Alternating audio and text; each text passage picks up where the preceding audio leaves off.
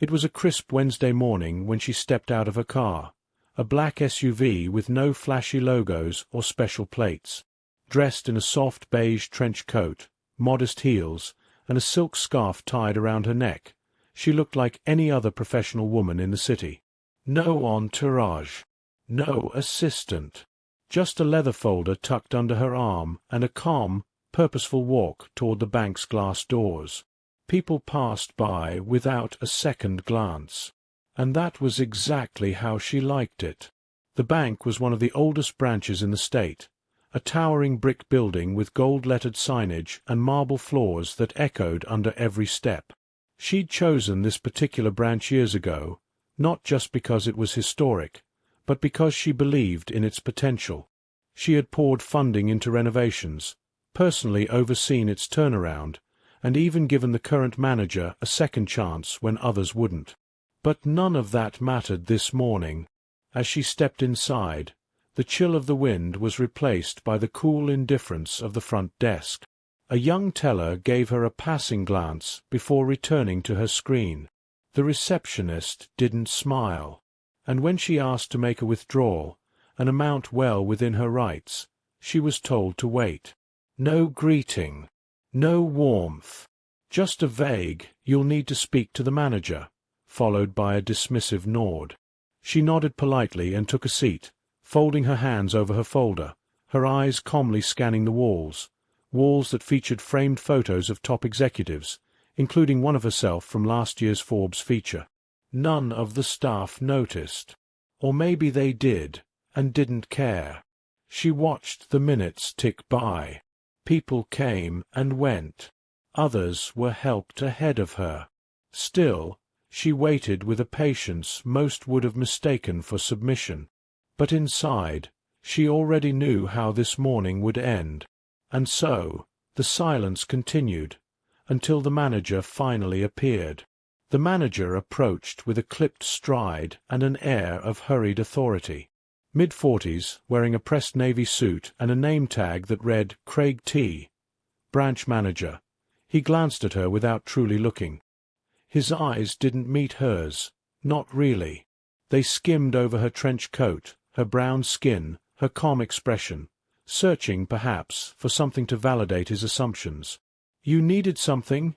he asked curtly, folding his arms across his chest as he remained standing while she remained seated. She stood slowly, extending a warm hand. "Good morning. I'd like to make a withdrawal. A significant one." He didn't shake her hand. Instead, his brow arched, and his tone sharpened with a polite edge. "And do you have an account here, ma'am?" She smiled lightly, nodding. "I do. In fact, I have several." Craig offered a brief, tight-lipped grin that didn't touch his eyes. "All right, well, we'll need to verify your identity and ensure the account has sufficient funds for what you're requesting." There was no welcome, no effort to assist, no acknowledgement of her as a valued client, let alone the woman who had once sat across from corporate investors and fought to keep this very branch open. She handed him her ID and bank card, still maintaining her poise. He took them from her fingertips with a sigh he didn't bother to hide. He turned, muttering under his breath as he walked toward his office. "This is going to take a while." Left standing in the lobby, she turned her eyes to the walls again. There she was, smiling in a gold frame, standing beside the governor, the mayor, and the CEO of the parent financial group.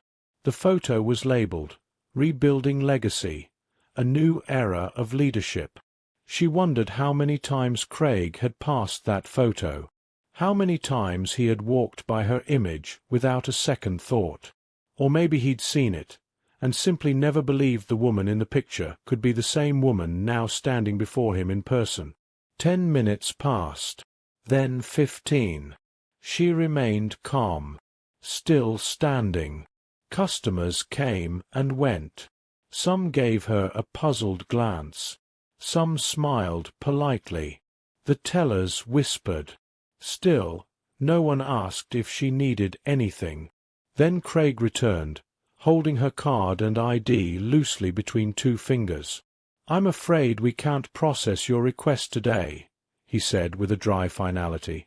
"Large transactions like this raise red flags, especially when we don't have proper clearance." "Proper clearance?" she asked gently. Craig nodded. "Yes. And you'll understand. We can't just hand over that kind of money without being absolutely sure you are who you say you are." Her lips parted slightly, and then closed again. She had the clearance. Her account had more than enough funds. But Craig wasn't interested in facts. He was playing gatekeeper to something he didn't own, protecting a space he had no right to defend. "I can provide further verification if needed," she said, still composed. Craig crossed his arms again, his voice dropping an octave. "Honestly, ma'am, it's not really about verification. It's about behavior. You came in here unannounced, demanding a large sum, and quite frankly, your demeanor is setting off alarms. I've dealt with fraud before. I know the signs." Her eyes locked with his then, finally. Something in her expression shifted. Still kind, still steady, but no longer playing along. And that's when the tide began to turn. There was a pause, so silent, so heavy, it seemed to stretch across the marble floors and up the gold-trimmed ceilings of the old bank lobby. She didn't blink. She didn't frown. She simply stood a little straighter. "Signs of fraud," she repeated, her voice calm, almost curious. "Because I came in without a scheduled appointment to access my own funds?" Craig shrugged, misreading her tone as uncertainty. "Look, I'm not saying it's personal. We just have protocols." "Protocols," she echoed, softly, letting the word linger in the air between them like a question. Craig turned as if to signal the end of the conversation. "If you'd like to speak with someone from corporate, you're welcome to call the number on the back of your card. But for today, this branch will not be proceeding with any withdrawals of this size." His finality was so assured, so rooted in the belief that he held the power in this exchange. She nodded once, slowly, then reached into the leather folder she had carried in from the car. The rustle of paper was barely audible, but it might as well have been thunder. She pulled out a set of printed documents, each stamped with signatures and official seals. She held them with the ease of someone used to contracts, acquisitions, and confidential negotiations. Then she calmly placed them on the service counter. Craig blinked, suddenly unsure. "What's this?" he asked. "That," she said gently, "is a copy of the branch charter, including the operational authority granted to the regional ownership group. You'll see my name listed there, under primary stakeholder." Craig squinted at the documents. His mouth opened slightly.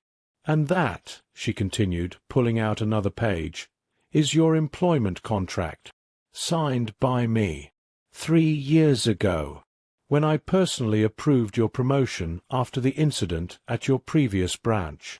Now his face drained of color. The tellers were beginning to glance over, sensing something had shifted. The receptionist stood from her seat, lips slightly parted. She didn't raise her voice. She didn't need to. "I've been patient.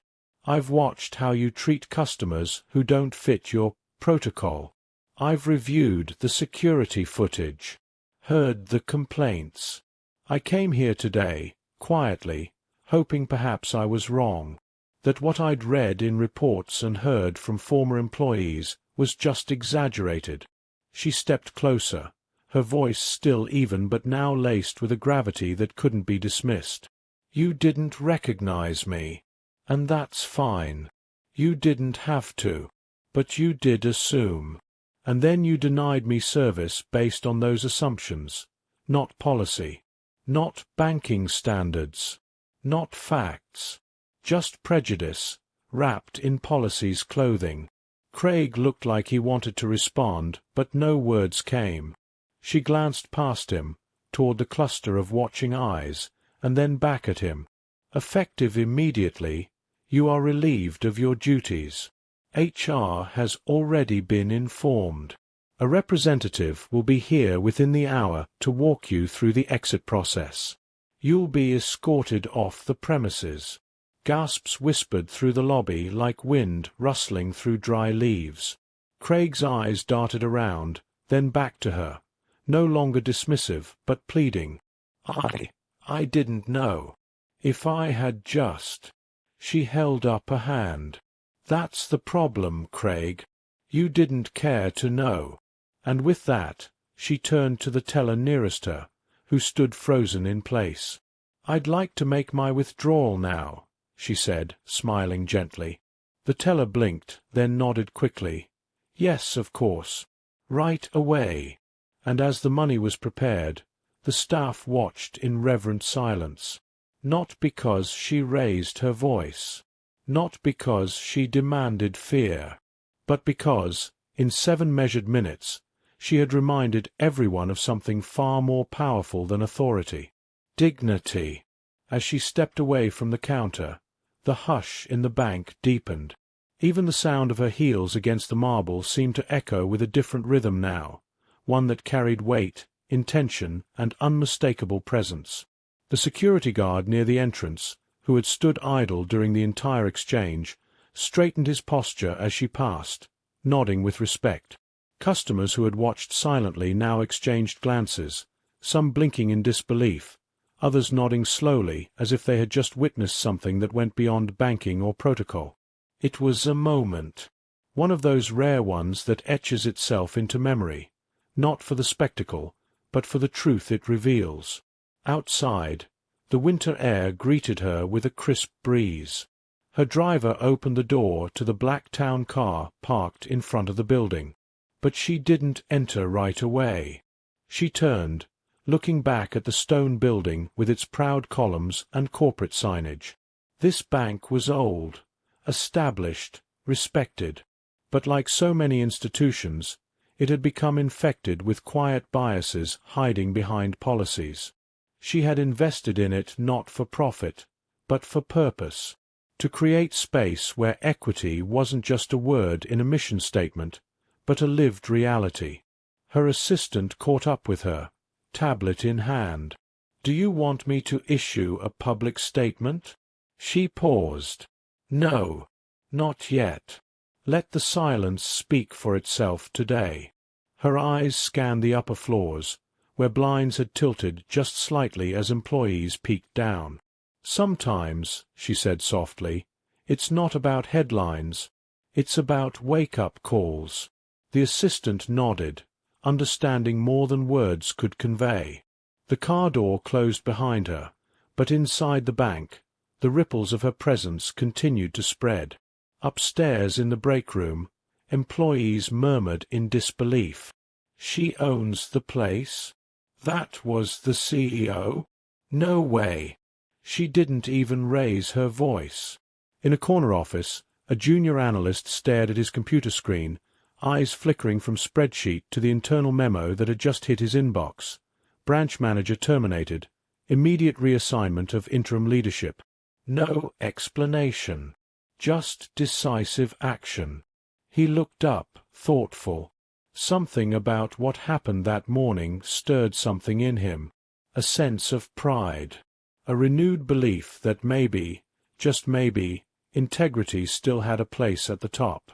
Elsewhere, Craig sat in a conference room, pale, defeated. A representative from HR read through his exit papers. No yelling. No protests. Just the crushing weight of realization that years of small, unexamined assumptions had led him here. It wasn't one incident. It was a pattern, a mindset, a disregard that had finally met a boundary. Outside, the city kept moving. People hurried across sidewalks, taxis honked, and time ticked forward. But for those who were in that bank, time had paused. They had seen something rare. Not revenge, not anger, but power wielded with grace. She sat in the back of her car, watching the skyline blur past the window. She wasn't thinking about what had just happened. She was already focused on what needed to happen next. "This is bigger than one branch," she said aloud, almost to herself. Her assistant glanced at her in the rearview mirror. "What do you have in mind?" She looked up, her gaze unwavering. "I want a full audit of every branch under our name. I want reports from frontline staff, anonymous if needed. I want to know where the cracks are, because today we just saw the surface." A moment passed before she added, more quietly, "And I want our next leadership training to begin with that recording from this morning. Let them see what it looks like when judgment meets justice." The assistant nodded, fingers already moving across the tablet. Back at the bank, a woman who had been waiting in line during the incident stepped up to the counter. The teller, still shaken, managed a polite smile. "May I help you?" he asked. The woman nodded. "Yes, please. I just wanted to say thank you for how you handled that. And also," she hesitated, "could you let her know something?" "Who?" "The woman. The one who—" She paused, searching for words. "The one who reminded us who we're really supposed to serve." The teller nodded. "I'll make sure she hears it." And so the story would ripple. Quietly, powerfully, not on billboards, not in headlines, but in whispers passed from one heart to another. A reminder that grace doesn't weaken power. It defines it.